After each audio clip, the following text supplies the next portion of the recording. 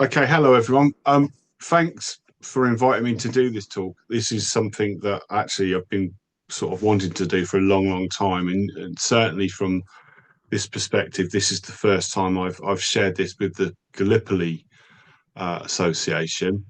Um, there's quite a lot to sort of unpack with this, but we'll just move on to this. So Warren's introduced me. This kind of covers the sort of three books, for instance, that I've written.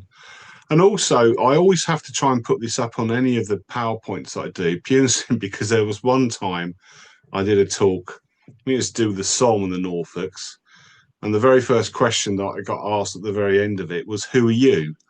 So, at the very least, thank you for the introduction, Warren. And here I am, like I say, 35 years service, Royal Air Force, Norfolk Police, and 20 years as a guide, predominantly Western Front, but so I do a lot of stuff to do with World War II.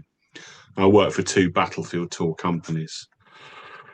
So what are you going to see? So I'm just going to go through the things that I really want to cover in relation to this particular story. So the introduction is just going to be what I'm going to try and cover. Then it's the how question is, how did this land in my lap? And then we'll go down the question of the Sandringham route. We'll look at the way the 5th Norfolks move and their training before they go across to Gallipoli. And then we'll cover the 3 points which I think are really important, which is the preparation before the advance, the battle, and the aftermath of it all, and essentially where this myth comes into play. And that will be covered within that last thing. See, there's time for questions at the end of it. So by all means, please ask as many questions as you want. And I'm sure that within the chat as you go along, there'll probably be stuff as well. So if you came to Norfolk, but also I would say nationally and worldwide, I think these are the 4 points that always get discussed in relation to this battalion. I've lost count the amount of times, certainly in Norfolk, where I've talked about this, and the first thing that will come out of somebody's mouth is, "Oh, you mean the Sandringhams?" Okay, so where is the truth to that? So that's one thing we're going to cover. Then, of course, is the famous dispatch from Hamilton about the fact that they go into action, they go into this wood, they go into smoke, and effectively are lost for sight and sound. So we're going to unpack that as well. And there's also this particular story where the reason that they were lost is because when they go into this smoke, they go into this wood, eventually they're captured, and the Turks, being dastardly criminals that they are, basically killed them all. So I'm going to look at that as well.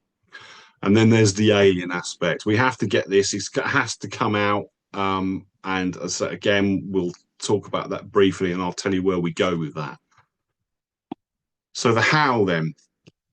A good few years ago, I self-published a book, which was looking at the Worstead War Memorial, where I live in Norfolk, and also the Westwick War Memorial. And both Worstead and Westwick are very much linked together because you can interlink the two to people that joined up and served on the Western Front and further afield, such as Gallipoli. And it's because Worstead, a lot of men from Worstead worked on what was known as the Westwick Estate. And because of that, they all knew each other. So they all go to war, and at least one of them ends up fighting in this particular action. And we'll talk about him at the end of the talk. And so, of course, that story comes out. And of course, there we have David Jason. If you've seen this particular film that was put out on BBC in the 90s, where at the very end of it, there is this sort of, it leaves a suggestion that David Jason's character, who we'll talk about as well, is left in a farm, in a barn, with everybody that's been captured. And as it goes dark, you hear shots being fired. So the suggestion is that that's what happened, is that they've been shot in cold blood. When I was writing the book, I put out a sort of a request in the Eastern Daily Press about could anybody, relatives or anyone, give me information about the men that were on the war memorials? And one of the people that wrote to me and got into contact with me, some of you will know, if not all of you, is a guy called Dick Rayner. And Dick Rayner is, for me, an expert on the Norfolk Regiment as a whole. But Dick contacted me, we met, and he then told me the story, because I'd actually watched the All the King's Men and thought that's how it was, you know. And that before I knew anything about this, I'm not naturally born to Norfolk. I come from Kent originally, so I come into this. I didn't even know about the story until that happened. But Dick sat me down and told the story, and of course, there's also the side of to the way that Dick reacted to this particular program. And he was told by somebody that I also know very well, if you're angry about this, Dick, then write about it, which he did. And he, as you probably know, some of you know, he's had stuff published with the Gallipoli Association, putting his side of the story to it. So what I'm writing about in this book and what I talk about, a lot of it comes from Dick, and I've just built into that. And over the years, as you can imagine, lots of information has come through. But it's eventually got to the point where I do these talks, but also the book, which will be published next year, comes out. And I'll discuss the book at the end of it. I will touch upon it. I'm going to give you tasters as we go through the talk about what you might see in this book. And certainly the talk itself does not cover everything that I'm writing about. But this is the how. It all came about from the particular programme, All the King's Men. And it's evolved over the years to where we are at this particular point in time, where there's going to be a book coming out in the new year. Right, so aliens. I said we get that out of the way. I'm not going to touch upon this in this talk, but there is a chapter devoted to it in the book, which looks at the particular affair involving the New Zealand engineers and their outlook on it, what they supposedly witness. And I write about it. Many of you will know that you can throw it out the window anyway, very, very quickly, just by date and by battalion. But what I try to do is look at it from what evidence do we have to suggest that all of these now websites that you can go onto that indicate or try to indicate that they were taken away by ET and his friends. And I put forward pretty much try to smash that out of the park, because it's certainly something that did not happen. So I'm not going to say anything more about that, apart from there is a chapter that looks at it. But certainly something I want to cover tonight and all the way through this book is this Sandringham aspect. So I mentioned earlier that people that I discuss this with in Norfolk, they will talk about this all the time. The Sandringham Regiment, the Sandringham Company, the Sandringham Battalion. And because of this, because there is this link to Sandringham, it's just evolved into this particular monster, I think, now that everybody assumes that that's the whole reason for this being. And certainly the royal aspect as well has a big, I think, a very big picture in it, because the royal family sells, doesn't it? The royal family is something that we all know about, that worldwide. And of course, if you talk about that, it brings that certain mysterious aspect into it. It's just people connected to the royal estate at Sandringham that were all killed and disappeared. But the problem with that is that if you look at it in the cold light of day, there's a very, very small part of that particular battalion that we can link to it. So if you look at this particular thing, this is your pre-war 8-company makeup of the 5th Battalion. And you'll see that it's not just Sandringham. In fact, it's only E Company that we can really link to the Sandringham estate. But if you look at this, if you know Norfolk, you'll see that the entire battalion is made up of men that served or lived and worked all over North Norfolk.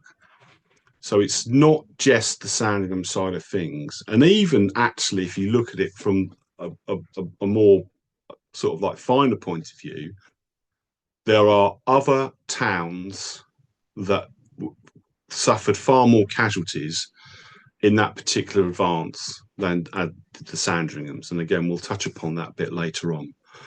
But here you can see, as I say, the 8 companies before the war from all over the county of Norfolk in the north part of it. The 4th Battalion, if you're interested, comes from the southern part of Norfolk. Well, this is North Norfolk essentially, but also including places like Great Yarmouth. And also this gets missed. I'm not going to mention it. It does get mentioned in the book, but there was a particular point in time a few years ago where this myth could have been put to bed in a book. The problem was that when the chapter comes in that relates to the Sandringham link and to the evidence that gets put forward, it starts to go down a road of the Sandringham Company, which by a certain point in time, as you can see on this page, has ceased to exist because it has been amalgamated to another company, becoming known as the King's Company. That could have been put forward in this book there and then, and actually would have caused me a major problem with the book that I'm writing. The problem is that it wasn't mentioned. It was mentioned that out of earshot that the Sandringham Company kept their name. Now, I don't dispute that. I'm sure they did. And certainly there's evidence to show that that continues after the action with various accounts and various things that happen. But what was never mentioned in this chapter is King's Company. We never lost the royal aspect from this particular battalion. And why it was never mentioned, I don't know. As I say, I go into it in the book, but you know, I was quite annoyed by it. So again, I'm quite glad that it wasn't, because at least then I can put forward this evidence as we move along. But the Sandringham Company ceases to exist in February 1915, amalgamates and becomes the King's Company. And because of that, if I mention it in the book, I try to either talk about the King's Company or it will be the 5th Battalion. I don't really try to mention the Sandringhams unless in the accounts that I've used, it's mentioned by them, but I look at that from the historical point of view. So after war's declared, very quickly when they mobilise, they get moved to Deering, which is where their headquarters initially sets up. This particular photograph is of men from the 5th Battalion forming up at King's Lynn Station. So I think it's quite a nice image that you show of them. But very quickly, that moves on to them being sent to Colchester. This is men at Deering Station about to move again with their move to that particular part of the country. And if you can see my mouse, I think this is their CO, who we'll talk about in a minute, Proctor Beecham. It certainly does look like him. I can't confirm it 100%, but I do think that that is him. So there they are, ready to move to Colchester. And then while they're there, we have another move to Bury St Edmunds, where they're inspected by the King. But then there's a final move where they go to Watford to continue with their training in May of 15. And then in May, that's where we get the East Anglian Division being redesignated as the 54th East Anglian Division, where the 5th Battalion becomes part of the 163rd Brigade. And then you can see that within that brigade, quite importantly, we have the 4th Battalion Norfolk Regiment, the 5th Suffolks and the 8th Hampshires, which I always find quite sad because those particular battalions become an afterthought within what goes on. But I do try to rectify that within the book, because I try to use as much as I possibly can with accounts from those people that served in those other 3 battalions of this brigade. So this particular individual, Horace Proctor Beecham, CO of the 5th Norfolks, as you well may know, has a reputation, and certainly when you look at it evidentially, I think it has quite a bearing on the way that it transpires, how the action moves. But even before they move to Gallipoli, there are major problems with the battalion itself. Evidentially, we know, and this is say, for instance, say from Dick Rayner, we know that there are issues with the training, with the way that he treats the battalion, with outbursts towards the men, and it becomes a problem with the battalion, with the morale and the way that training is. We know that he was a cavalry officer, and although he had served as a regular and had actually seen active service, there's no real major connection to him as an infantryman. And so that in itself causes problems. And as we see in this account, where the actual sort of training becomes monotonous and tiring, the fact that he causes problems, and eventually, as it says here, confidence in the ability reached a low ebb with much murmuring in the officers' mess. Now you think, well, okay, so Dick has written about this. So where does it come from? Well, we know from diary entries that there are problems. So, for instance, this individual, Rowley Pelly, wrote a diary before and actually while he was and after what happened in Gallipoli.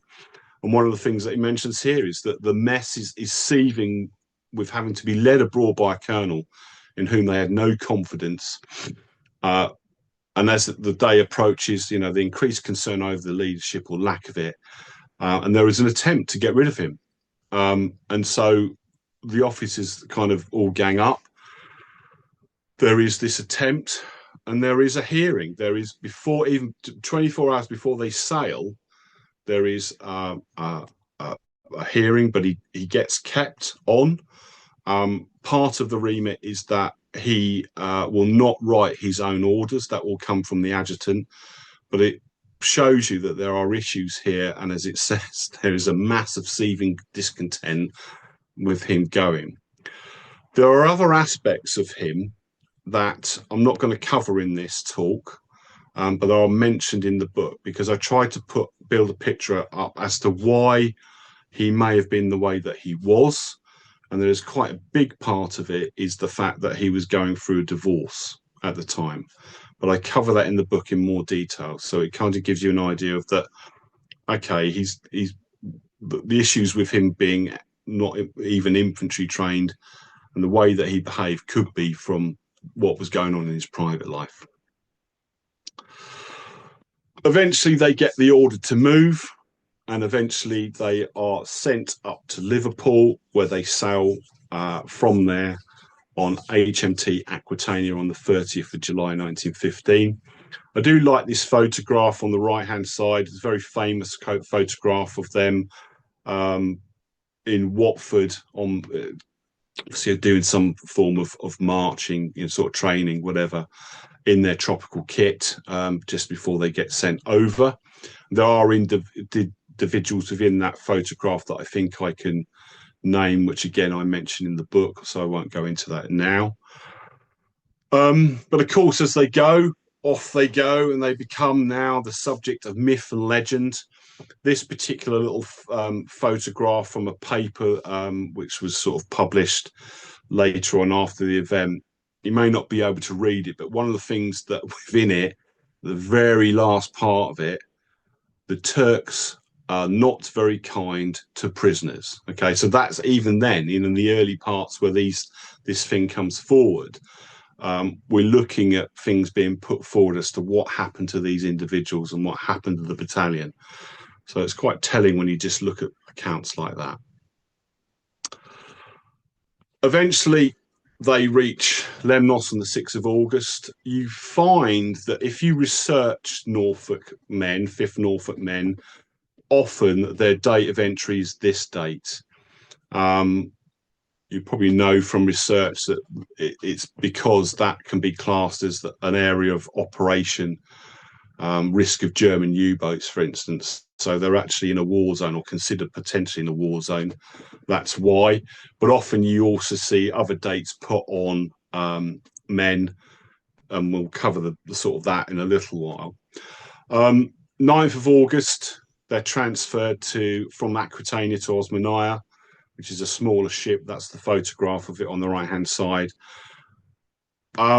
Less the 3 officers and 157 other ranks. Now, they remain on Aquitania because they will be given the job of reconstituting the battalion should it be wiped out. And that was very much normal anyway within the First World War.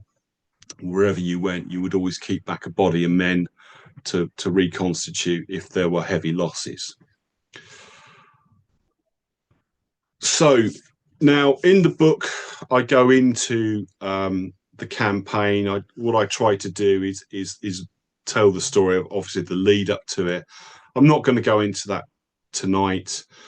Very conscious that it's the Gallipoli Association anyway, and you all pretty much know this. But as you can see here with the bullet points, from the time that we've had this particular campaign, which we know doesn't work, where there's the new landings at Suvla on the 6th of August, where we have a stalemate from those landings, this is where the 5th Norfolks will come into play.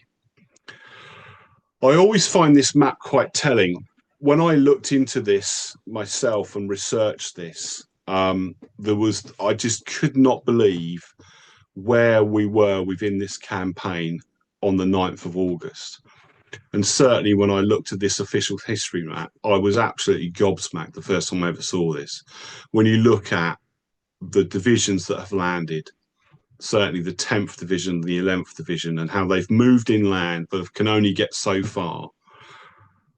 And yet they've only come up, they don't really know it, do they? But they've only come up against very, very small Turkish defences. I think it worked out, if I remember rightly, at this particular point in time, there was still only about 1,500 Turkish soldiers and their constabulary facing this particular mass of divisions that have come through.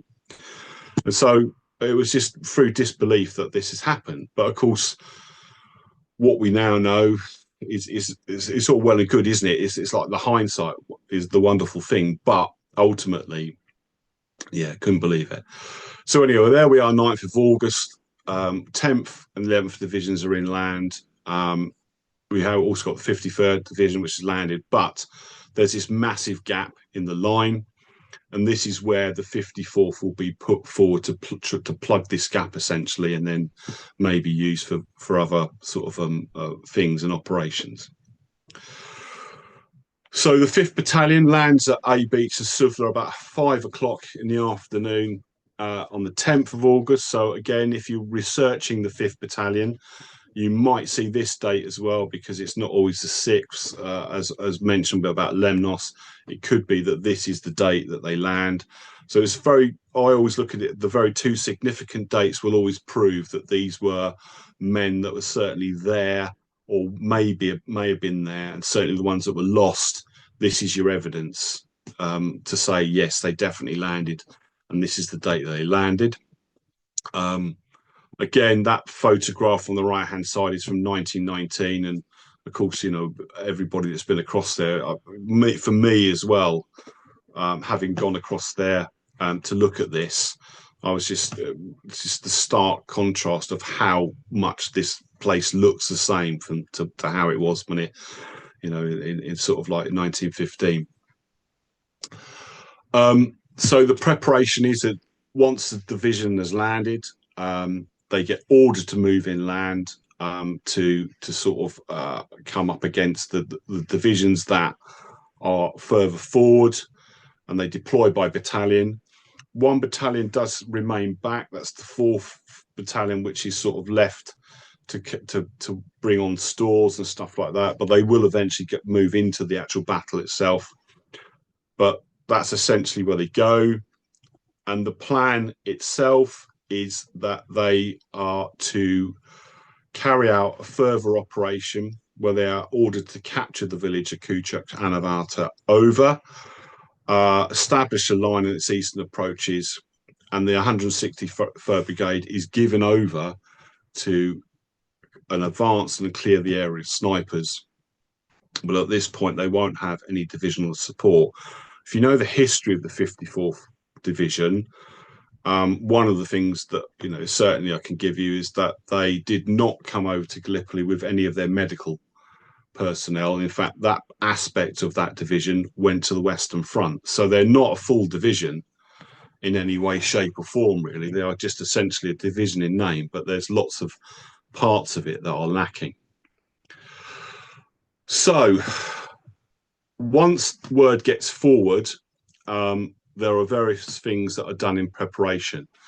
So quite a significant figure within the battalion, Thomas Woods Purdy, he gets wind of it, and him with a Lieutenant Fawkes are, when they're given orders, I get permission to go across to get water, which is extremely important, as you can imagine, on the peninsula such as where that is. And so they go off to do that. But then as they do that, the command structure, I think this is one of the biggest issues, isn't it, is where the overall brigade commander gives command over to Proctor Beesham. And as it says here at this bullet point, where the shortcomings of an infantry leader have been subject to concerns only a few weeks earlier. And so I found that incredibly weird as to why he did that, and the fact that he hands over this command to somebody that's had issues. From Thomas Woods Purdy's diary and his memoirs, what he gets told is that they move at 5. This comes from Proctor Beesham. Move at 4 o'clock. Set about it, and he adds, "I'm sorry that my orders are so vague, but I give them to you as I received this from the brigadier."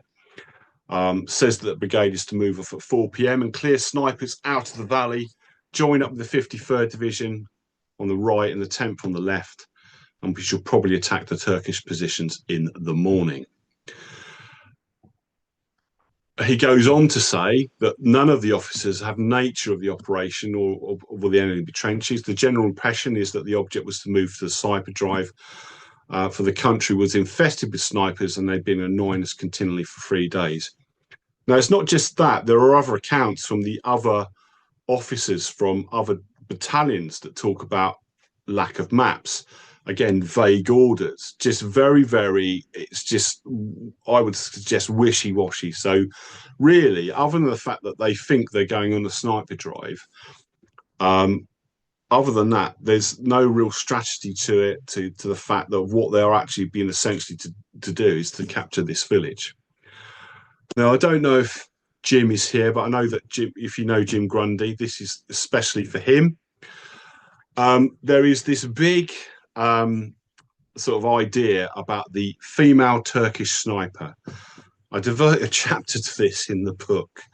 The reason I devote a chapter to this in the book is because somebody else, again, somebody that writes about this, uses an account about the experience of a particular individual that served on the peninsula in the 4th Battalion Norfolk Regiment, talks about this and how they cause major problems, the way they dress, they paint themselves into green and stuff like that.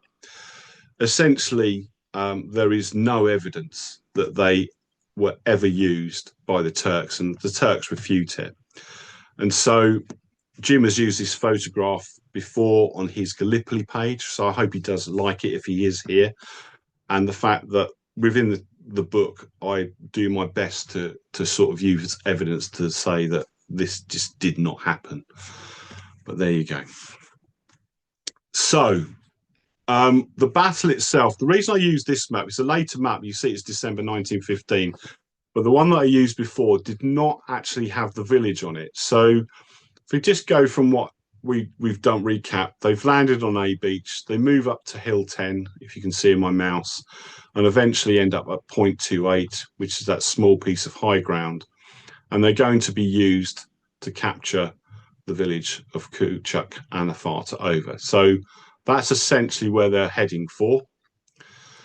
And the makeup of the battalion at the time is this, and this is, I also think, quite telling. In the main front of it, B, D, and A company, followed by the signal section.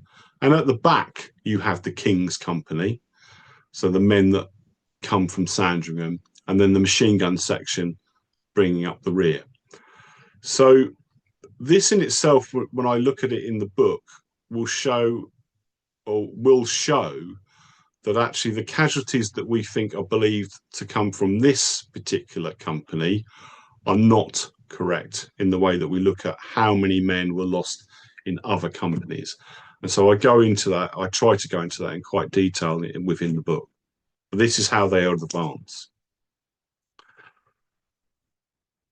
History of the Norfolk Regiment, which some of this comes from the accounts of the time, but essentially some of you will know that when the order to advance is given, they are told to change direction fairly soon afterwards. It doesn't reach certain elements of the brigade, and it ends up with a gap being created, and so that the 5th Battalion ends up advancing in front compared to the other battalions. And this map, which will go into the book, which I drew myself, you'll notice not to scale, but the reason I've drawn it is just to try to show in detail how that advance particularly occurs. When you look at the 5th Battalion here, you can see that they are in front of the rest of the brigade, and so they are forming the advance forward towards the actual village itself.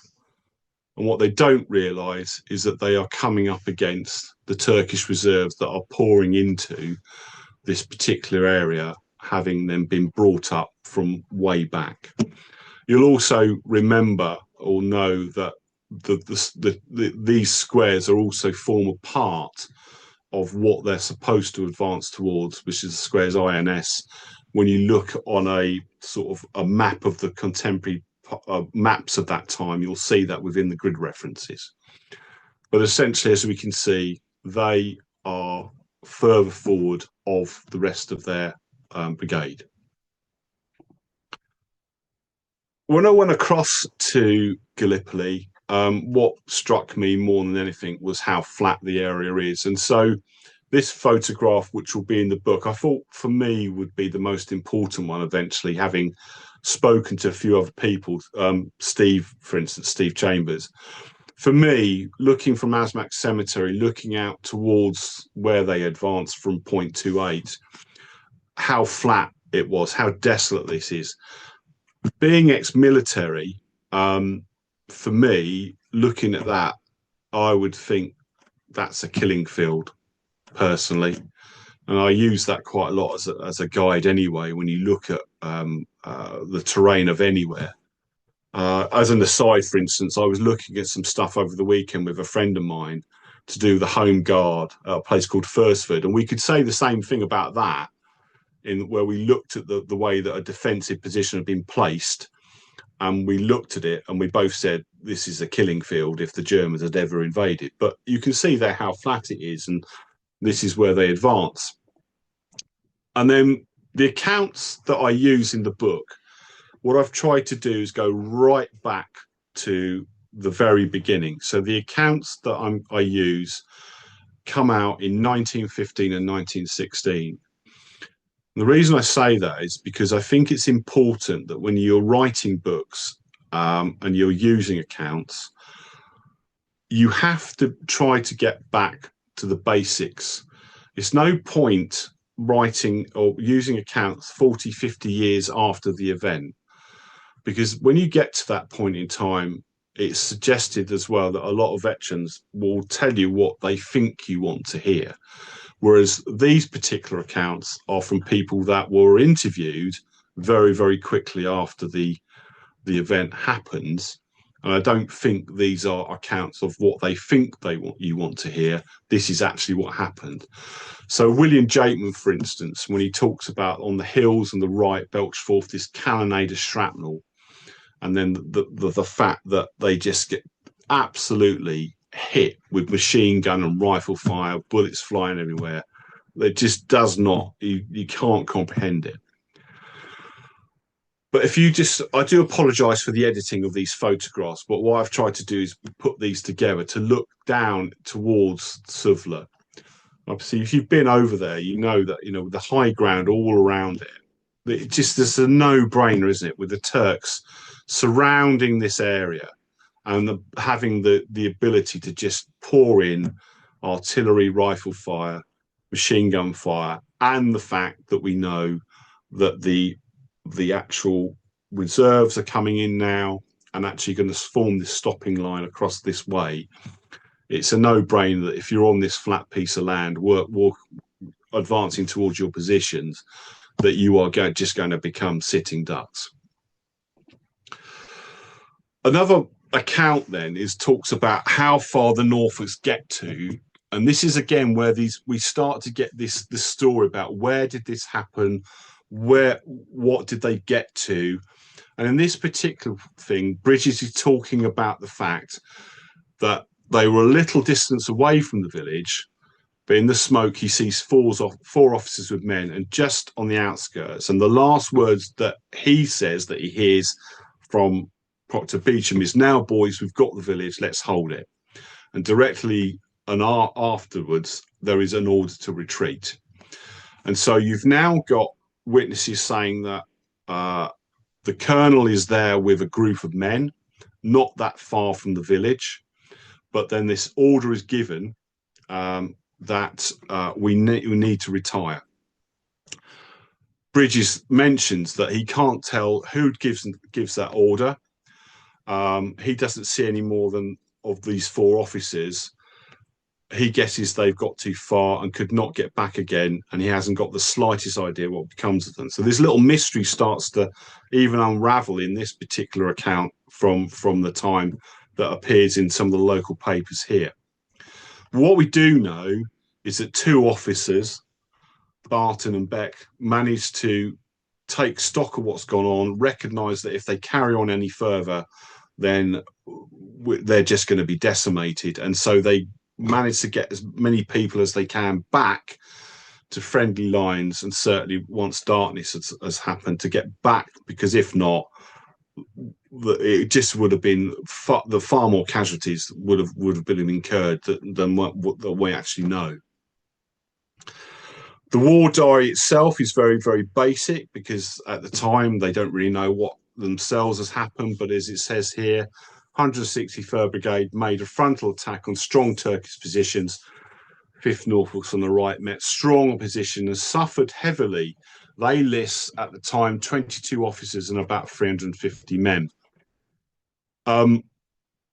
We have to be careful with that, for instance, about, you could read that, and people do read these war diaries and think that's 22 officers killed and 350 men killed. Well, we have to make that sort of more of a look at it from the colder light of day.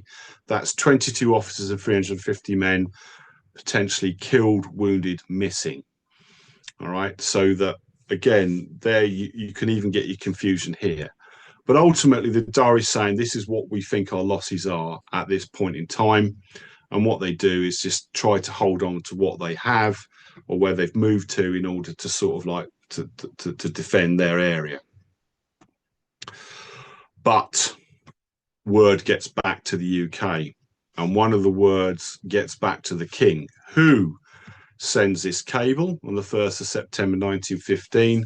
"I am most anxious to be informed as to the fate of the men of the 5th Battalion Norfolk Regiment, as they include my agent Captain Frank Back and the Sandringham Company."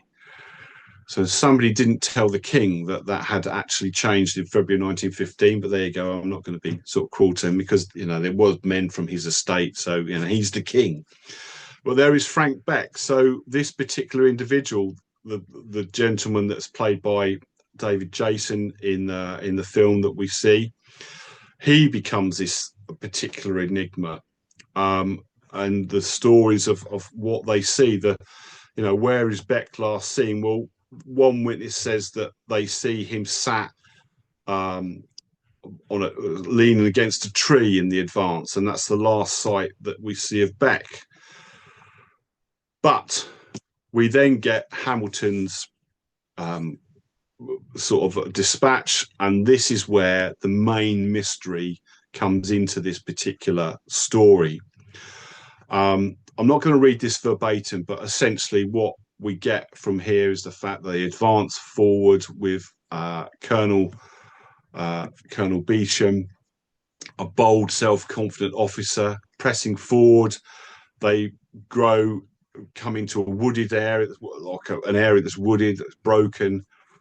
Many men grow exhausted with thirst, but ultimately we get 16 officers and 250 men still kept pushing on, and eventually they charge into the forest and were lost from sight or sound. Not one of them ever came back.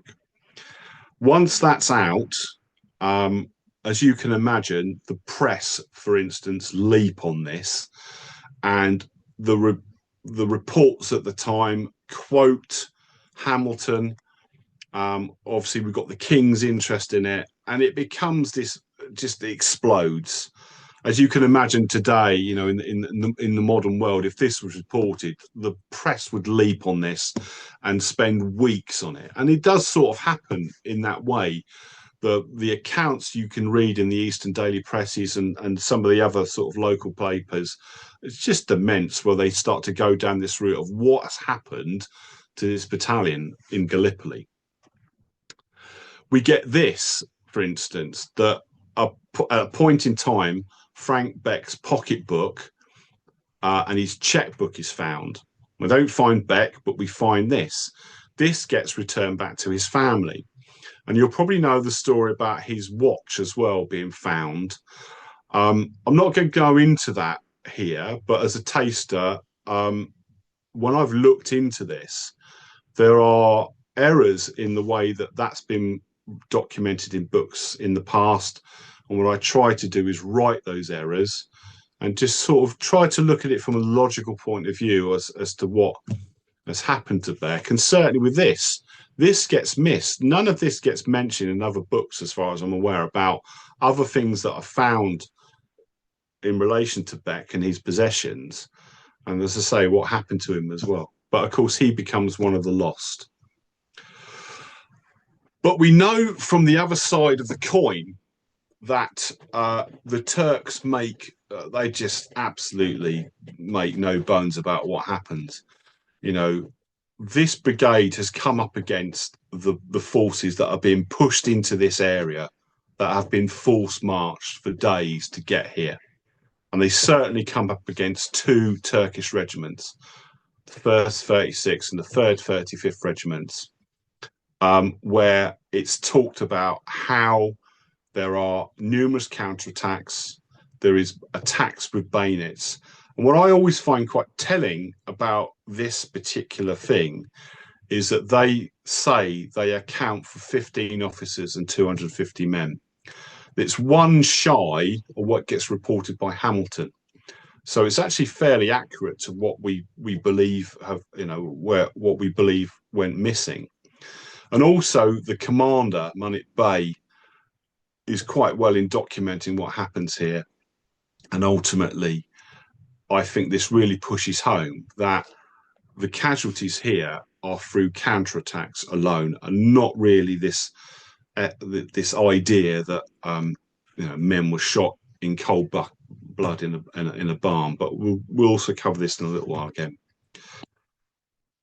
This is something that I've drawn for the book, and what it sort of shows you is the attack, how it transpires. This is actually taken a lot of this from the Turkish official side of things, but it just shows you here, doesn't it, that the Turkish regiments that are now in the line, not just them, but the ones that are coming from the rear, you're just coming up against a massive Turkish force. So it's a no-brainer, really, that casualties are going to be incurred in this advance against this kind of well-defended area now where the reserves are coming in. Now, this for me is quite important. So, for instance, this very, very short account from Alfred Allen about the fact that he lands on the northern shores. There's 20 men, in a trench on August the 12th, 17 are shot, we get wounded, we remain in the trench, they took me prisoner. That's one account from one man that becomes a prisoner of war. We also have this longer account from Lieutenant Fawkes, who I mentioned earlier. I won't go into, again, I'm not going to read this verbatim, but ultimately he tells this story of what happens to him. He gets wounded. As it says, I lost too much blood. I tried to walk. I do not know how much I was before I'm falling. And then when he comes round, he finds that he's actually been placed pretty much in the Turkish front line, and they're using his body as a sandbag. But then later on, the Turks realise that he is alive and they pull him into the trench. The last part of this particular account, I always find, I take it with a pinch of salt, because these are reports that have been taken from the Turks have sort of spoken to them, but there's talks about this full of Turkish sons and their compassionate faces. Not too sure about that. But what this shows you is that a badly wounded officer has been pulled into a trench and is being looked after by the Turks. Now, if you go down the shot in cold blood route, why would you keep hold of a badly wounded officer and use your medical supplies on this soldier if you're going to kill them? Well, ultimately they have, haven't they? Because they take him to an aid station, they treat his wounds, he survives. And so this is where I think we can start to throw this, they were all placed in the barn and shot in cold blood idea to put it to bed. Where does this come from? Like I said to you, it's Turkish reports. Luckily, having corresponded with a number of Turkish guys, I was given these reports. So on the left-hand side, there is the original Arabic report, and on the right-hand side is Fawkes's translated English report telling the story of how he's captured. I have used in a chapter as many reports as I possibly can from men from the 5th Battalion, but also from other battalions such as the Suffolks and the Hampshires, telling their story of how they were captured by Turks and sent down the line, and how they were treated. Some of them were one-liners, but then this one, I think, if you're researching this sort of thing, it doesn't get any better than that when you get a report from a source like this. Other sources come from things like the American Embassy that sent reports back to say that these are the men that we know that are captured. So you've got Fawkes there, for instance, Alfred Allen, and all these other men. What I try to do is identify who they are and what happened to them. Most of these men survived. Some didn't. Some actually died in Turkish prisoner of war camps. But most of them, what I can gather, survived and obviously became prisoners of war. And then the press of the time took a more kind of considered approach to this idea of the disappeared. And at a certain point in time, as we can see in January 16, they kind of went, hold on a minute, let's actually look at what happened. And they got these reports. So they got the reports for things like the embassy. And this particular report, Eastern Daily Press, January 1916, lists pretty much the same that I've just showed you, where we know these individuals are and what has happened to them. And very much we can rejig the numbers as well, so that actually it's not 16 officers and 250 men. That's less now. And here's a list of prisoners of war. And also, I always try to go down the route of looking at this individual, George Harnwell, 16 years old, Hyder Pasha Cemetery in Istanbul. He is wounded in the advance on the 12th of August and sadly dies of his wounds on the 21st of August in Istanbul. If you were going to shoot somebody in cold blood, again, he would be a great example to use, wouldn't he? Because let's not bother treating this guy. And yet he gets taken all the way back to Istanbul, where he sadly dies of his wounds on the 21st of August. So again, these dastardly Turks, but hold on a minute, they're still treating our wounded and actually sending them back down the line. So it just doesn't really add up. Once it's all kind of settled, and what I find is that we have this point in time where accounts have come forward, the Hamilton's report comes forward, the press look at this, but it all goes quiet until this individual comes along in 1919, where he goes back out to the peninsula with Graves registration units to find those that fell. So it's Reverend Charles Pierpont Edwards, and he is quite important, I think, within the stories, as we will see, and some of you will know. So he goes out there with the grave registration units to find the fallen, much as was going on the Western Front, going back to these battlefields to find the men, see if we can identify them, and then give them the proper burial. While he's there, we know that he finds as he says, we found the 5th Norfolks. In total, he says it's 180, 122 Norfolks, and then the rest are from other regiments such as the Hampshires and the Suffolks. Only 2 of the 5th Battalion can be identified, which is Privates Barnaby and Carter. And he talks about where they were found, scattered over 800 yards behind the Turkish front line.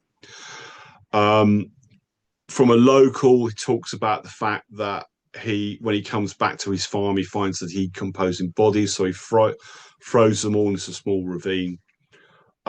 And it says here that the whole theory is that that he didn't get far on, and they get mopped up, all except ones that got into this farm. But of course, there we got this idea what they get to this farm. Again, let's go back to this idea of what happened to them.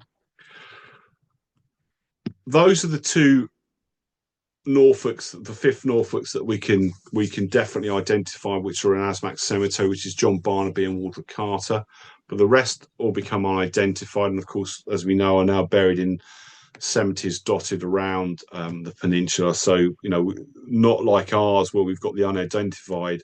Sadly, they're now in mass plots, so we don't even have that luxury of going to see, sort of like rows and rows of unidentified soldiers like we do on the Western Front. But what I find telling about Pierpont Edwards is the report that he sends back, or that he mentions about what he knows.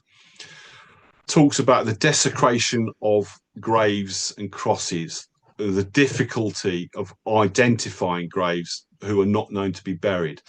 Talks about bodies being only bones, recognizable, decayed uniforms with shoulder titles, regimental badges, but nothing else.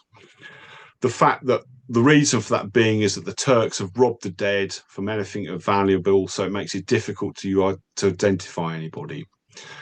Now, one of the things that gets mooted, and we use the word hearsay in this, the hearsay evidence is that he writes this report at a later date. He mentions that a lot of the soldiers that they find had bullet holes in their head. But the problem is, again, hearsay. That's not come directly from him. It's not mentioned in his report. And bearing in mind that if you look at these 3 bullet points, he's really damning of what he's found on the peninsula about the way that he feels the Turks have treated our dead. Surely, if that was the case, he would have mentioned that in this report. There's the idea that he didn't because he didn't want to shock the king. I don't necessarily buy that. And so I do treat it, being an ex-police officer, this is a man down the pub kind of scenario where I heard this guy who told this guy that they found bullet holes in the back of the head. So I just don't wear that one when he's like damning of what he's found.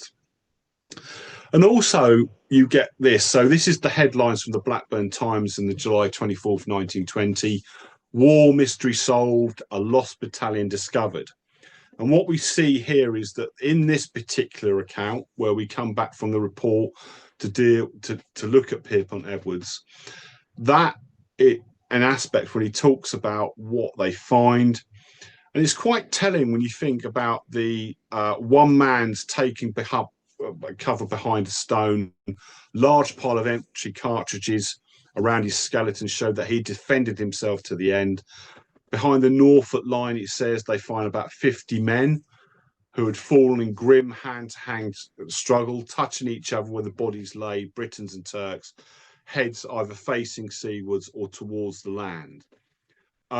So that's quite an interesting account for me, where what they're suggesting with the particular report here is that ultimately he's found bodies that are laid there pretty much from the time that they both killed each other in these counterattacks that they tried to launch against each other.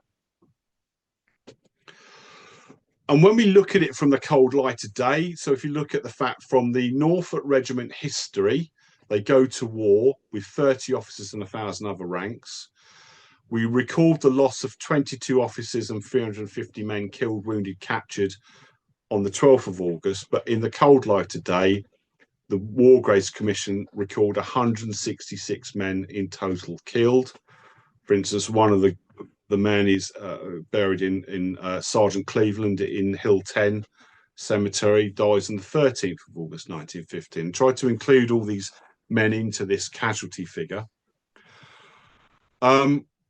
Steve Chambers, I know that this is your account, bless you, but I do like this account, and maybe we'll discuss it after this.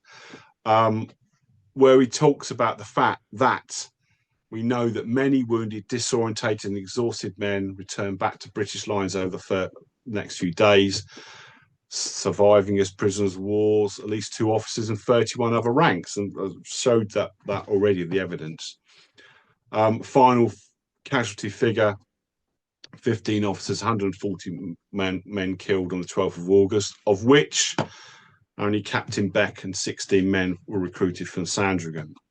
I pushed forward in my book another idea about this casualty figure, because when I looked at the roll of honour for the men that were killed in this particular action, it becomes quite telling how we can actually differentiate Sandringham to other parts of North Norfolk. And I won't go into that now, but I'm an author. I want you to buy my book, so please read the book and see what you think about the evidence that I put forward about the casualty figures and the Sandringham word. I said to you about accounts then, okay? I've found so many accounts from the time, and they, much like the men that were at the Christmas truce, refute various things. So for particularly this one, where it talks about Atkins talking about the furthest that they get to, where the furthest point of their advance, and here they dug themselves in to resist the counterattack which was delivered from the front and the 2 sides. That in itself looks at and confirms what we get from the Turkish side. So there's just amount of counterattacks that come in, essentially leads to the casualties. Private Pooley's account is extremely important, I think, where he mentions, I certainly did not see them charge into a wood. In fact, the Norfolks did not charge, as far as my knowledge goes.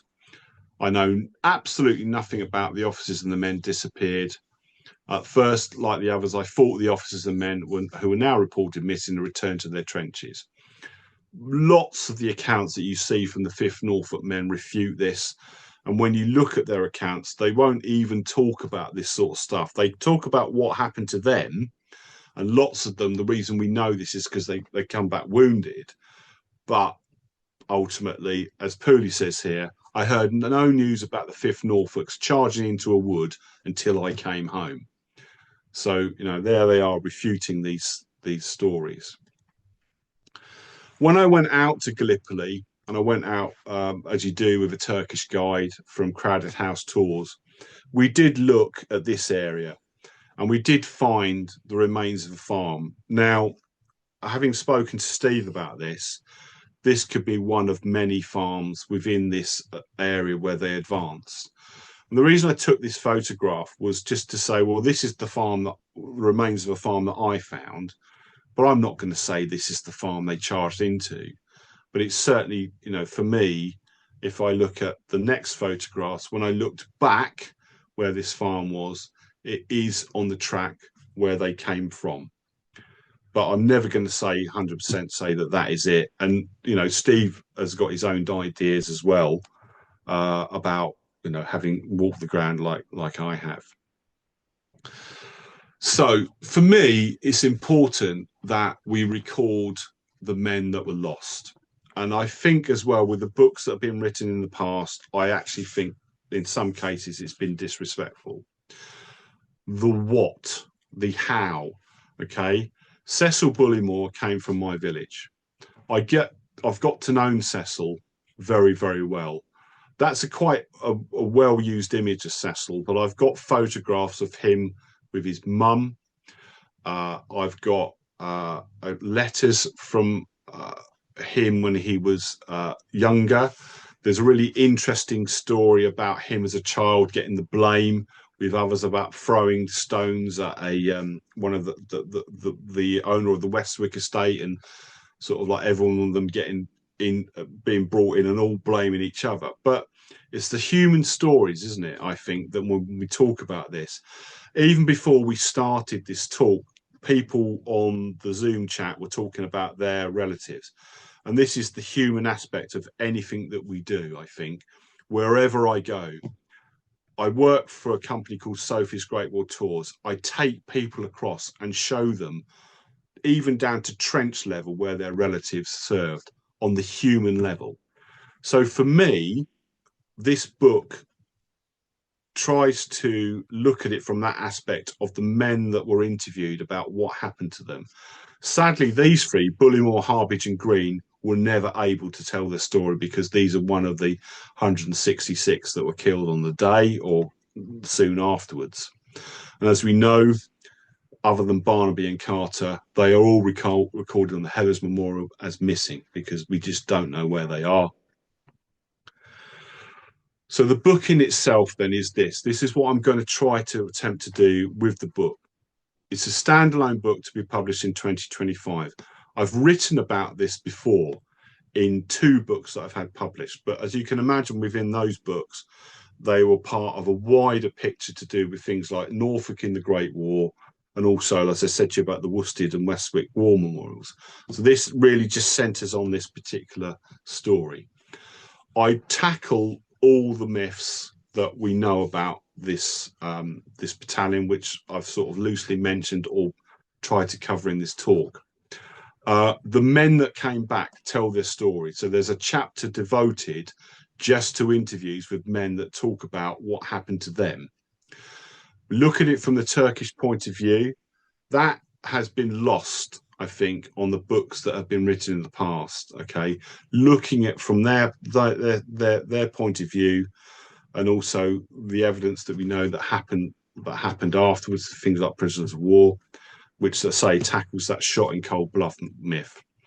And I also re-look at the Sandringham myth from start to finish, from the start point of them, this, you know, where they were part of the estate, to the how many were actually lost in the engagement itself. You can, if you want to, go to my blog site, which has got 5 blogs about this story, but